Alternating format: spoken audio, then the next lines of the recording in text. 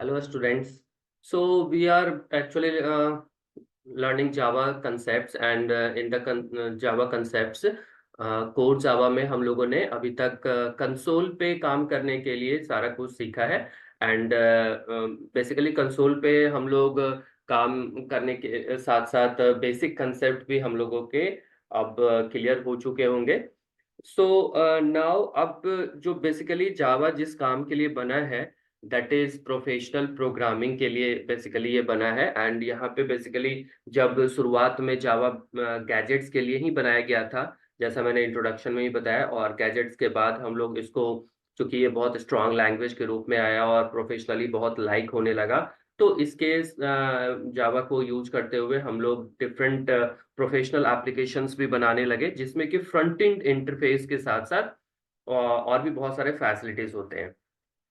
तो अब हम लोग काम करेंगे जीयूआई इंटरफेस बेस्ड एप्लीकेशंस पे। तो कैसे जीयूआई हम लोग यहाँ पे जीयूआई को यूज करते हुए एप्लीकेशंस को डेवलप कर सकते हैं। तो जीयूआई बेसिकली है ग्राफिकल यूजर इंटरफेस, जहाँ पे यूजर ग्राफिकली इंटरेक्ट करेगा आपके सिस्टम से, आपके सॉफ्टवेयर से। एंड देन जो भी यूजर इनपुट देगा उसके बेसिस पे आपको प्रोसेस करना है, एंड देन आउटपुट प्रोवाइड करना है। तो जैसे वेब एप्लीकेशन में हम लोग के पास फ्रंट एंड बनाने के लिए HTML CSS लाइक दैट है। इसी तरह से जावा में भी GUI इंटरफेस दिया हुआ है। एंड जावा में जो डिफरेंट टाइप ऑफ एप्लीकेशंस बन सकते हैं, वो है विंडोज एप्लीकेशन, जो कि बेसिकली विंडोज पे इंस्टॉल करना पड़ेगा। दैट मीन्स कि पर्टिकुलर सिस्टम पे इंस्टॉल करना पड़ेगा, एंड देन उसको हम रन करा सकते हैं, that is installable. Second, web application बना सकते हैं, जो कि आज की दुनिया में देख रहे हो वेब की दुनिया है। एंड जो कुछ भी है सब वेबसाइट पे है आज के समय में। और नॉट ओनली एप्लीकेशन सॉफ्टवेयर, अभी बहुत सारा operating system like software and system software भी वेब पे आने लगे हैं। तो डेफिनेटली वेब एप्लीकेशन बहुत ज़्यादा मार्केट में डिमांड है। और यहाँ पे वेब एप्लीकेशन पे काम करने के लिए जावा के पास बहुत सारे टूल्स हैं। देन डेफिनेटली मोबाइल एप्लीकेशन भी बहुत ज़्यादा यूज होने लगा है। एंड मोबाइल एप्लीकेशंस भी आप देख रहे हो कि जो मार्केट है वो एंड्रॉयड बहुत ज़्यादा मार्केट में पेनिट्रेटेड है, यूज हो रहा है। सो डेफिनेटली जावा पे जो कोड, जावा के थ्रू हम लोग एंड्रॉयड मोबाइल ऐप भी डेवलप कर सकते हैं। मतलब एंड्रॉयड मोबाइल ऐप डेवलप करने के लिए हम लोग के पास दो लैंग्वेज बेसिकली यूज होता है, जावा लैंग्वेज एंड कॉटलिन। तो Java is one of the language which is use for Android. तो आप लोग, बहुत सारे लोगों के पास एंड्रॉइड फोन होगा, तो जो आप एप्लीकेशंस देख रहे हो वहाँ पे, वो बहुत सारा एप्लीकेशंस, बहुत सारे या सारा एप्लीकेशंस ही बोल सकते हैं, वहाँ जावा पे लिखा हुआ है। एंड देन डेफिनेटली जो फोर्थ टाइप ऑफ एप्लीकेशंस यहाँ पे बन सकता है, दैट इज वेब सर्विसेज, जिसका कि जीवा इंटरफेस नहीं होता है, बट काफी डिमांड है आज के समय में। और ये सर्विस प्रोवाइडर के रूप में यूज होता है। जो जो भी हम थर्ड पार्टी के रूप में सर्विस अगर किसी को प्रोवाइड करना चाहते हैं, तो कोई जरूरत नहीं है कि हम उसके जीयूआई इंटरफेस पे सर्विस प्रोवाइड करें। हम बैकग्राउंड प्रोसेस करके भी डाटा को सेंड कर सकते हैं। तो बहुत सारे ऐसे ऑर्गेनाइजेशंस है, जिसका जैसे मैंने एग्जांपल में ले रखा है ICC, जो क्रिकेट को हैंडल करता है। तो बेसिकली ये क्या करता है, अपने डाटाबेस को शेयर करता है। तो डाटाबेस से इसका अपना भी वेबसाइट है जो कि जीवा इंटरफेस बेस्ड है। बट और आप और भी वेबसाइट्स देखते होंगे जहाँ पे कि क्रिकेट के डाटा स्कोर्स चलते रहते हैं।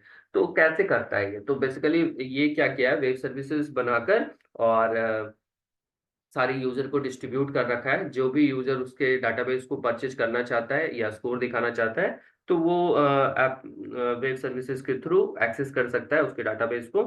तो ये फोर डिफरेंट वे है, फोर डिफरेंट एप्लीकेशंस है जो कि हम लोग डेवलप कर सकते हैं, जो कि है Windows application, web application, mobile application and web services.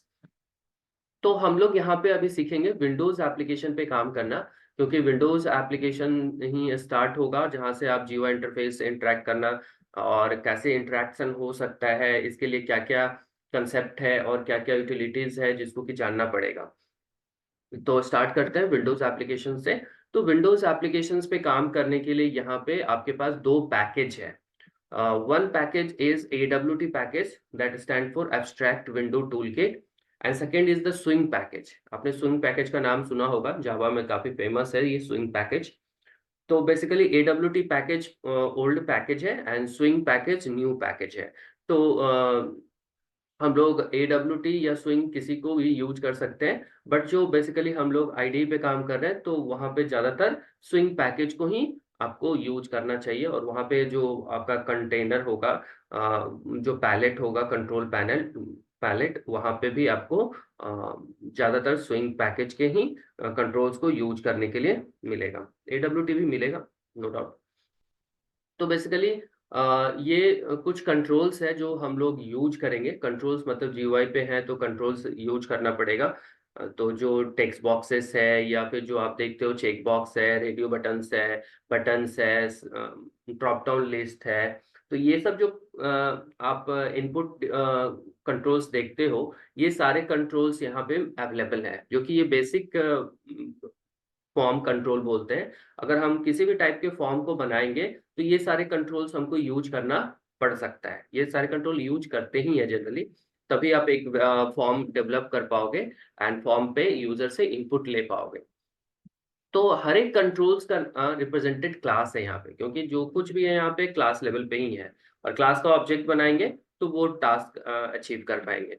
तो यहाँ पे AWT पैकेज के रिलेटेड ये क्लासेस मैंने लिस्ट करा है.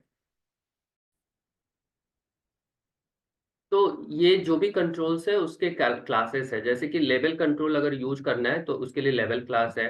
टेक्स्ट बॉक्स कंट्रोल यूज करना है उसके लिए टेक्स्ट फील्ड क्लास है. चेक बॉक्स कंट्रोल यूज करना है या रेडियो बटन यूज करना है तो उन दोनों के लिए चेक बॉक्स की क्लास है. इससे के थ्रू ही दोनों कंट्रोल्स को हम लोग यहाँ पे बना सकते हैं. देन बटन क्लास है जिससे कि एक बटन बनाएंगे जिसपे कि कुछ इवेंट्स अकर हो सकते हैं. देन कम्बो बॉक्स क्लास है जो कि चॉइस कंट्रोल क्लास से आएगा. फिर मल्टीपल सिलेक्शन कॉम्बो बॉक्स है जो कि सेलेक्ट से आएगा. एंड देन लिस्ट बॉक्स है जो कि लिस्ट क्लास से आएगा.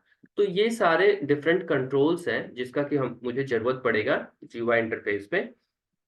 तो बेसिकली GUI इंटरफेस यहाँ पे लेयर में यूज होता है. तो सबसे पहला जो लेयर है बेसिकली वो फ्रेम है. फ्रेम दैट इज कि जो भी आप एक पूरा GUI इंटरफेस देखते हो किसी भी सॉफ्टवेयर का, वो एक मेन कंटेनर फ्रेम बोला जाता है. तो जो भी एक फ्रेम है और फ्रेम के अंदर एक कंटेनर क्लास होगा.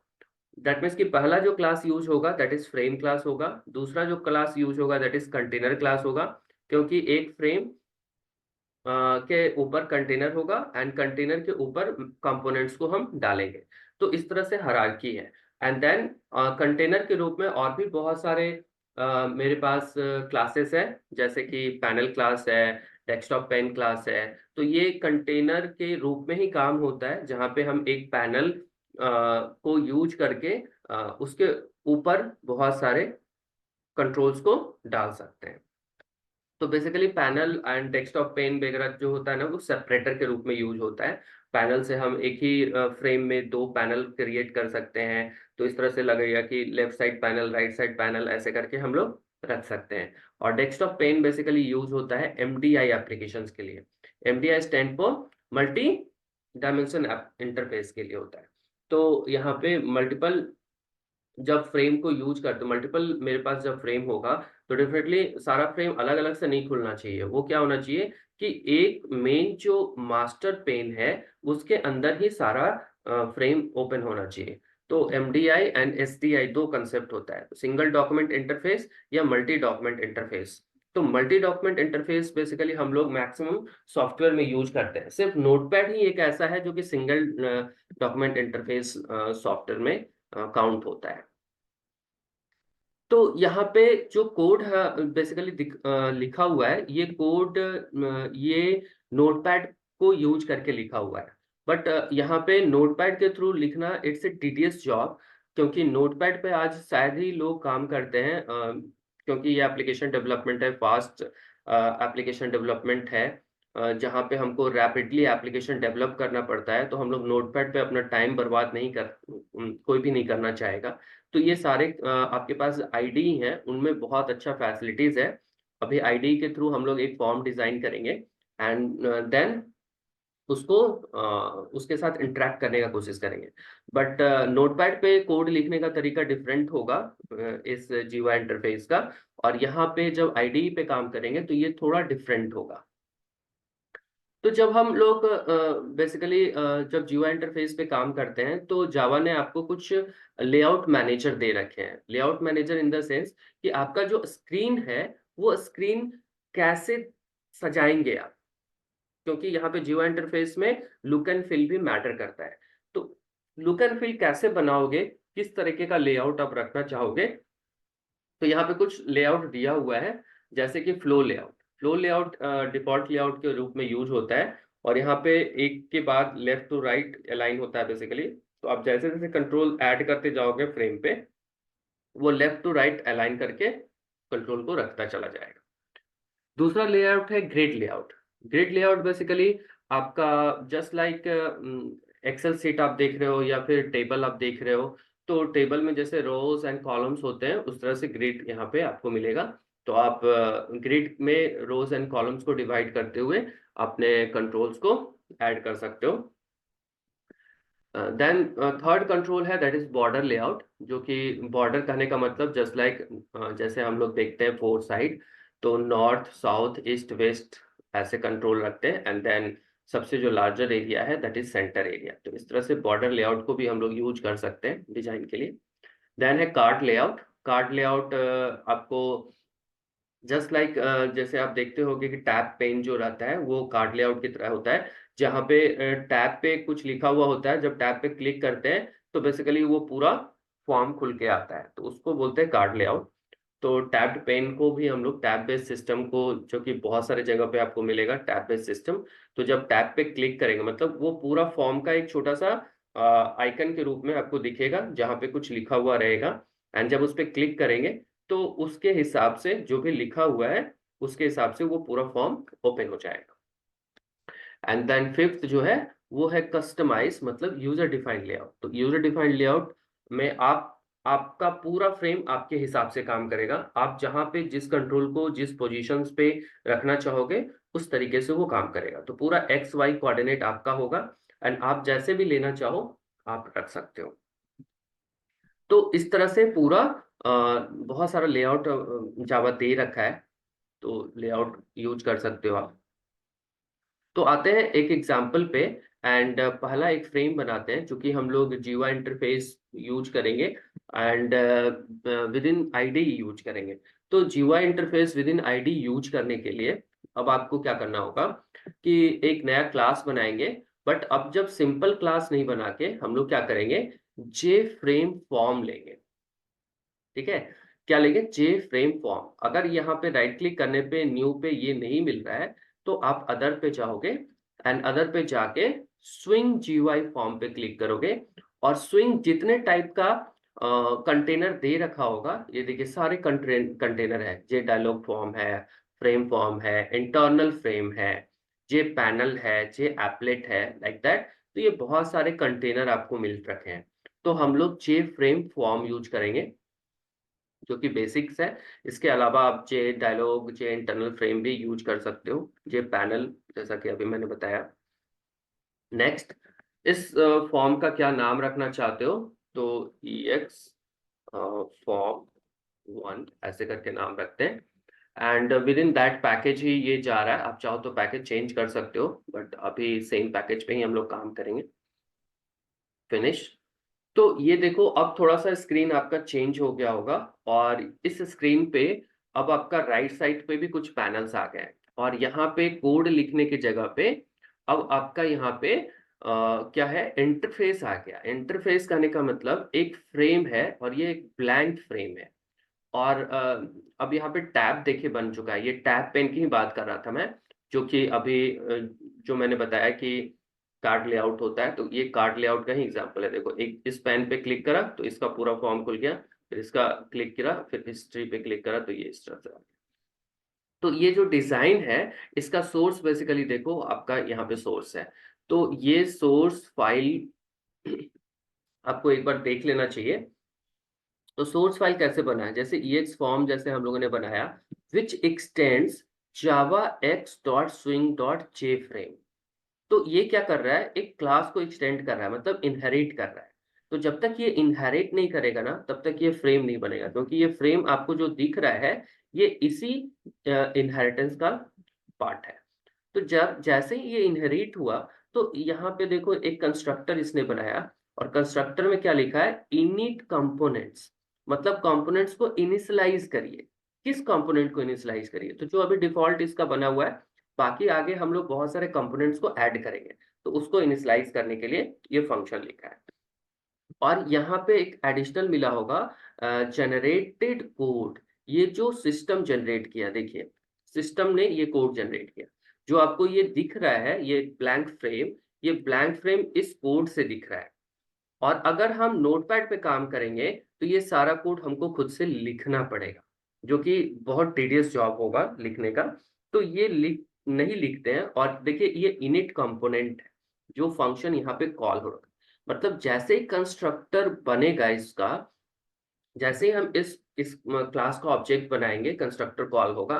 कंस्ट्रक्टर जैसे कॉल होगा, ये इनिट कंपोनेंट्स को कॉल करेगा, और इनिट कंपोनेंट में आपका ये सारा कोड लिखा हुआ है।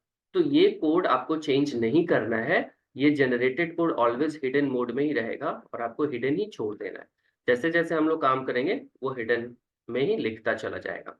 मतलब मेरे बिहाफ में आईडी कोड लिखेगा डिजाइन का, प्रोसेस का कोड तो हमको लिखना पड़ेगा, जो भी हम करवाना चाहते हैं। देन यहाँ पे मेन फंक्शन, अब मेन फंक्शन यहाँ पे लिख रखा है, क्योंकि हर एक फॉर्म को रन कराने के लिए मेन फंक्शन की जरूरत है। और यहाँ पे पूरा देखो, ये एक्सेप्शंस वगैरह जितना भी है, और जैसे मैंने बोला कि एक इसका लेआउट मैनेजर होता है, तो ये यूआई मैनेजर को यूज कर रखा है, जिस भी लुक एंड फील को कॉल करना है इसको। तो ये डिफॉल्ट है। एंड देन यहाँ पे थ्रेड का भी यूज हो रहा है, तो थ्रेड का भी यहाँ पे यूज कर रखा है, क्योंकि ये थ्रेड के रूप में इसको इन्वोक कर रहा है, तो थ्रेड भी यहाँ पे यूज कर रखा है इसने। तो अब आते हैं हम लोग डिजाइन मोड पे। एंड जैसे डिजाइन मोड पे आ रहे हैं, तो आप देख रहे होगे कि ये राइट साइड में एक पैलेट आ गया है। ये पैलेट क्या है, ये है कंट्रोल पैलेट। तो कंट्रोल पैलेट में देखो इतना सारा कंट्रोल आपको मिला है, जिसमें कि स्विंग का कंट्रोल सबसे ज्यादा दिख रहा होगा, और AWT का बस एक इतना सा दिख रहा है। तो ये पुराना AWT पैकेज है, जिसको कि यूज कर सकते हैं अगर आपको जरूरत है तो। लेकिन ज्यादातर लोग ना अभी स्विंग पैलेट को ही यूज करते हैं। तो इतना सारा देखिए कंटेनर है, जिस कंटेनर का मैं बात कर रहा था, इतना सारा कंटेनर है, और ये सारे कंपोनेंट्स है कंट्रोल के रूप में। तो आप जिसको भी यूज करना चाहते हो ना, तो क्या करना है, जस्ट यहाँ पे ड्रैग एंड ड्रॉप करना है। एंड जिस भी कंट्रोल को आप यूज करोगे, उसका प्रॉपर्टीज आप यहाँ पे सेट कर सकते हो, जैसा भी आपको लुक एंड फील चाहिए। तो आप देख लो कि कैसा लुक एंड फील आपको चाहिए। जस्ट मैं कुछ एग्जांपल्स बताता हूँ, उस हिसाब से आप यहाँ पे काम कर सकते हो। सपोज मुझे ये जो फ्रेम है, ये फ्रेम है अभी, और इस फ्रेम का बैकग्राउंड कलर चेंज करना है। तो यहाँ पे जाएंगे, बैकग्राउंड कलर पे जाएंगे, और जो भी बैकग्राउंड कलर आपको चाहिए उसको सेलेक्ट करेंगे, ओके करेंगे। ये बैकग्राउंड चाहिए, ये फ्रेम का कलर डायरेक्टली चेंज नहीं करेगा, मुझे पैनल लगा के चेंज करना पड़ेगा। लेबल लेते हैं, जिस भी कंट्रोल को आपको यूज करना है, ये लेबल लिए। और अब लेबल, ये बेसिकली एक लेबल आ गया। अब लेबल का आप चेंज करना चाहते हो, तो बहुत आसानी से आप चेंज कर सकते हो।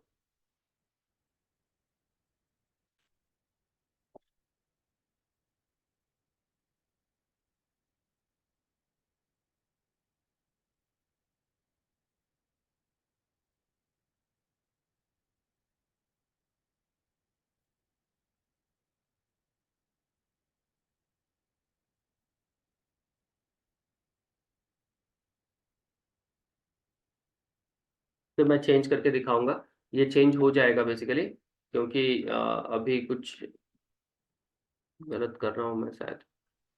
तो ये एक कंट्रोल है लेबल। अब इस लेवल पे जो भी टेक्स्ट लिखना है, उस टेक्स्ट को आप यहाँ पे लिख सकते हो, जो कि इसका लेवल का वैल्यू होगा। यहाँ पे लिख सकते हैं, सपोज इंटर योर नेम। तो यहाँ पे एंटर योर नेम आ जाएगा। एंड इसका जो आईडी है, जो बेसिकली ऑब्जेक्ट बना, वो ऑब्जेक्ट बना JLabel1। तो इसका आईडी भी यहाँ पे आपको मिल रहा होगा।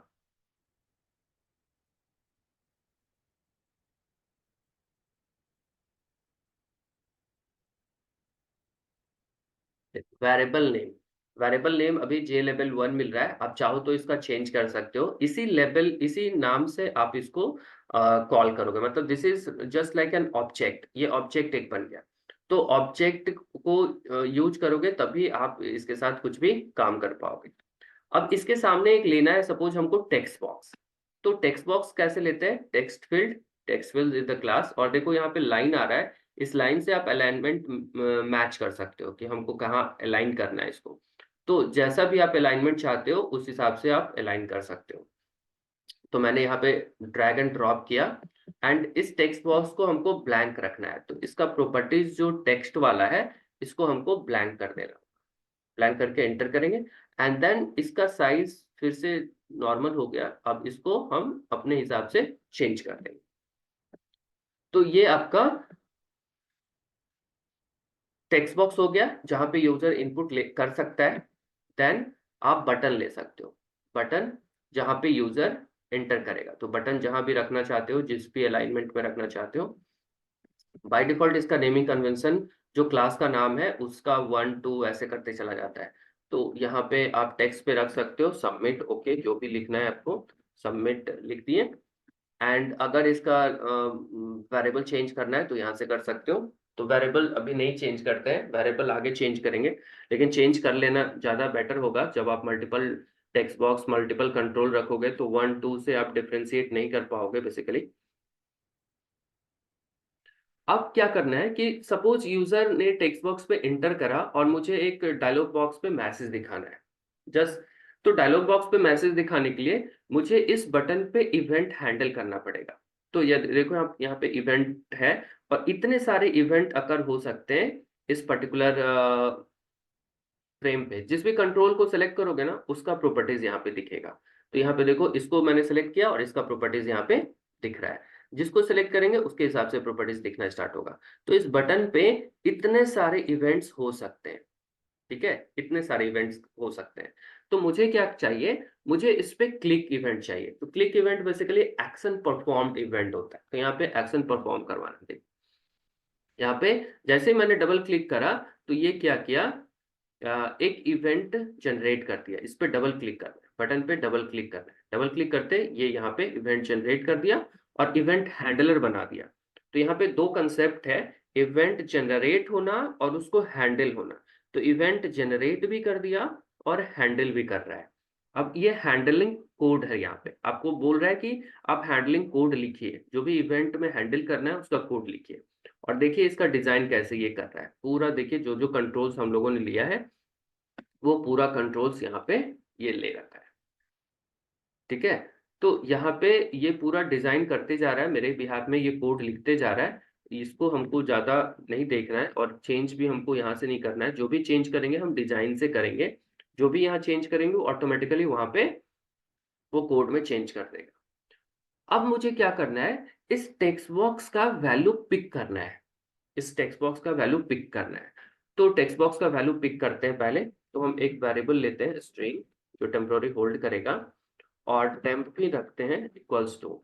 टेक्स्ट बॉक्स का नाम क्या है, तो जैसे मैंने बताया टेक्स्ट फील्ड ऐसे करके ये नाम बना देता है। ये टेक्स्ट फील्ड देखो अपने आप ये ऑब्जेक्ट आपको मिलेगा, ये ऑब्जेक्ट बन चुका है आपके लिए।